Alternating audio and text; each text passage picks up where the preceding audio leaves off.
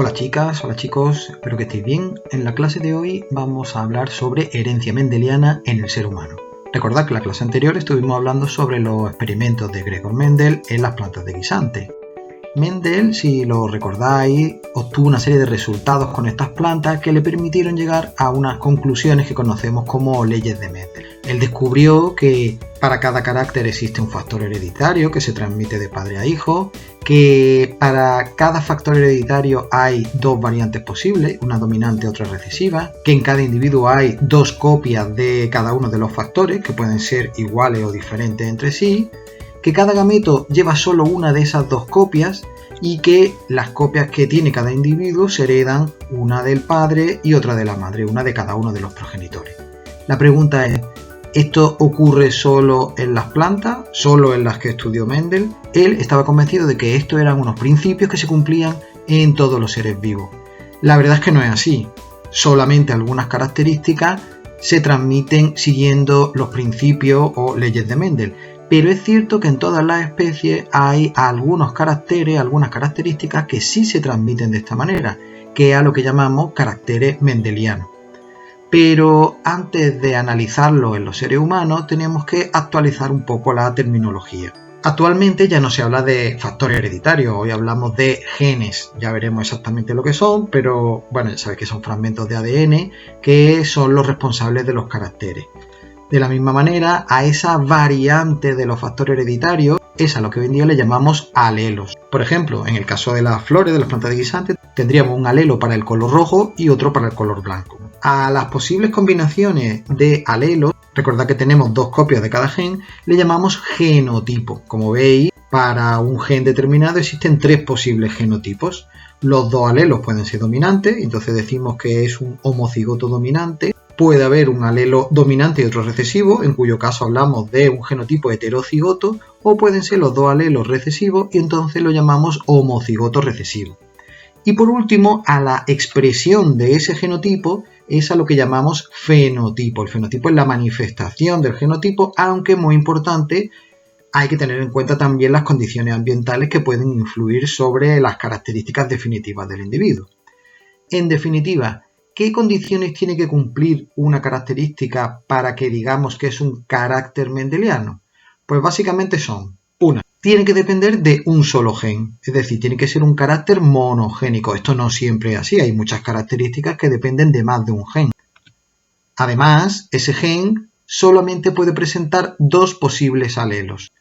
Y de esos dos alelos, uno tiene que ser dominante y otro tiene que ser recesivo, con lo que eso significa, recordadlo de la clase anterior. Y bien, ¿existen caracteres que cumplan esas condiciones en el ser humano? Pues sí, hay algunos y vamos a verlo a continuación. Como caracteres mendelianos llamativos en el ser humano, es verdad que no son muchos y son algunos curiosos, pero podemos citar: hacer la U con la lengua. Sí, parece un carácter con poco sentido, pero lo cierto es que hay un gen en nuestro ADN que se encarga de que podamos o no hacer la U con la lengua. ¿Y qué tenemos que saber de ese carácter? Pues para empezar, vamos a ver qué efecto tiene si tenemos el alelo dominante, qué efecto tiene el alelo recesivo y qué genotipo hay y en qué fenotipo se manifiestan. Pues bueno, para empezar, el alelo dominante es responsable de ser capaz de realizar esto, la U con la lengua. Por el contrario, el alelo recesivo hace que no seamos capaces de hacer la U con la lengua. Así que, ¿qué posibles combinaciones existen? ¿Qué posibles genotipos tenemos? Pues, por ejemplo, podemos ser homocigoto dominante, es decir, alelo dominante, en cuyo caso, como es lógico, seremos capaces de hacer la U con la lengua. Otra combinación que sería alelo dominante, alelo recesivo, es decir, heterocigoto, en ese caso también seríamos capaces de enrollar la lengua, puesto que uno de los alelos es el dominante. Y por último, la posibilidad de ser homocigoto recesivo, los dos alelos recesivos, en cuyo caso estas personas que posean este genotipo no serán capaces de hacer la U con la lengua. ¿Otro carácter de este tipo? Pues por ejemplo, el lóbulo inferior de la oreja. En este caso, el alelo dominante hace que tengamos un lóbulo inferior de la oreja separado del resto de la cara, ¿veis? Hace una curvita hasta que se une a la piel de la cara. Por el contrario, el alelo recesivo hace que nuestro lóbulo inferior sea así, como veis, fijaros, comparad la diferencia, aquí se continúa directamente con la piel del rostro. Las posibilidades pues serían las que estáis imaginando, ¿verdad? Homocigoto dominante, el lóbulo sería despegado, heterocigoto, lóbulo también despegado, y homocigoto recesivo, es decir, los dos alelos recesivos, esos serían las personas que tendrían su lóbulo pegado. ¿Más posibilidades? Pues aquí lo tenemos, una cosa que se llama pico de viuda, que tiene que ver con la línea frontal del pelo. El alelo dominante hace que tengamos una línea de pelo, como estáis viendo aquí. Este piquito que se ve aquí, esto es lo que se llama pico de viuda. Por el contrario, en lo recesivo, tenemos este resultado, es decir, la línea es recta. ¿Posibles genotipos? Esto, la mecánica siempre es igual. Homocigoto dominante sí tendría pico de viuda, heterocigoto también tendría pico de viuda y homocigoto recesivo no tendría pico de viuda. Otra característica, la longitud del dedo índice con respecto al dedo anular. Y es curioso porque es una característica que está influida por el sexo. Y eso quiere decir que el comportamiento en hombres es diferente que en mujeres. Vamos a verlo primero en hombres. Fijaros, en hombres el alelo dominante hace que el dedo índice sea más corto que el anular. Lo vemos aquí, fijaros.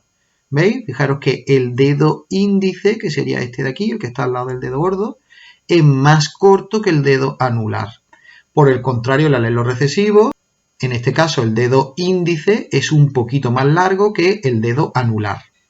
Es decir, viendo los genotipos, tal como hemos hecho antes, pues serían homocigotos dominantes, dedo índice más corto, heterocigoto igual y homocigoto recesivo, el índice sería más largo que el anular.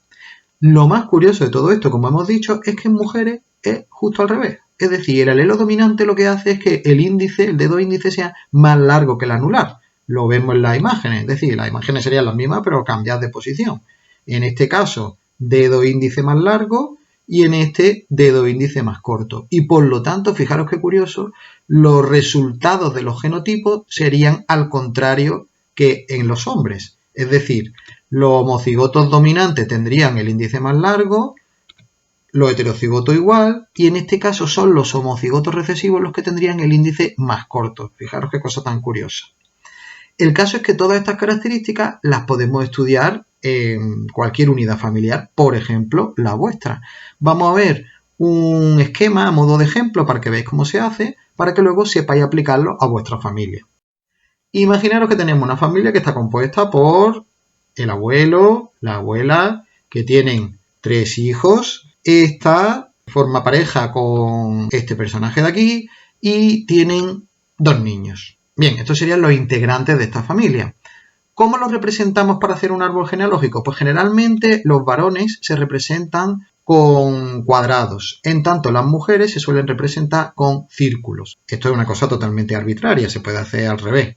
Pero si seguimos este patrón, el esquema quedaría de esta manera. Además, las relaciones entre los individuos se hacen de la siguiente manera. Cuando hay una relación de pareja, de descendencia común, se representa con líneas horizontales. Tendríamos una línea horizontal entre estas dos personas y entre estas dos. De la misma manera, una relación de padres a hijos se representa así.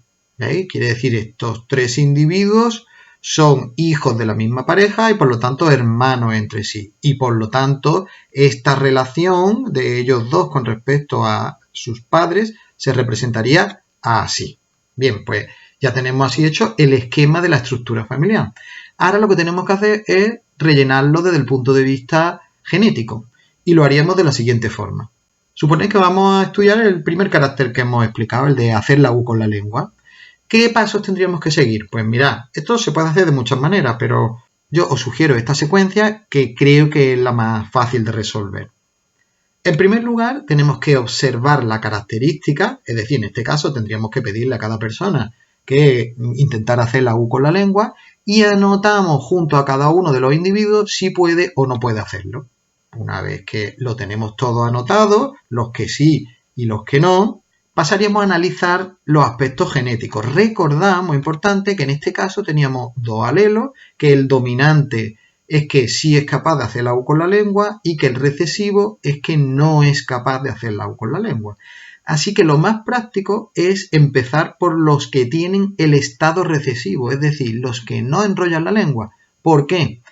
porque el genotipo, la combinación de alelos de los que tienen el carácter recesivo, esto parece un poco trabalengua lo que estamos hablando, pero si lo hacéis con la terminología es muy fácil, pues lo que os decía, los que tienen el carácter recesivo no tienen más remedio que tener el genotipo homocigoto recesivo, porque es la única forma que se manifieste, es decir, serían así, ¿de acuerdo? A minúscula, a minúscula.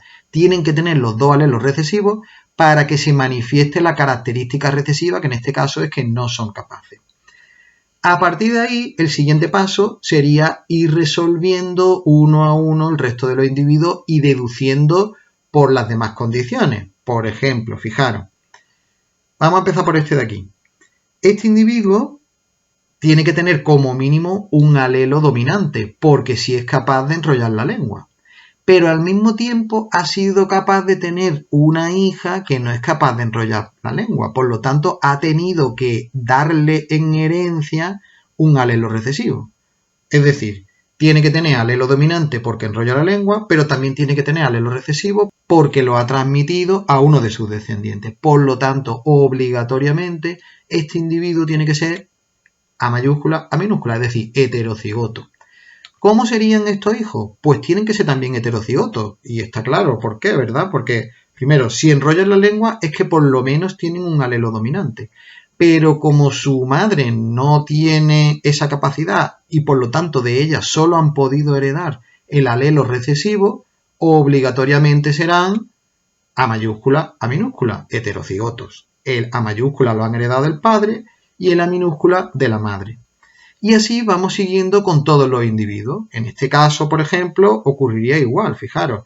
Estos dos individuos enrollan la lengua, por lo tanto tienen que tener un alelo dominante, pero a su vez han tenido que heredar un alelo recesivo de la madre, por lo tanto tienen que ser heterocigotos.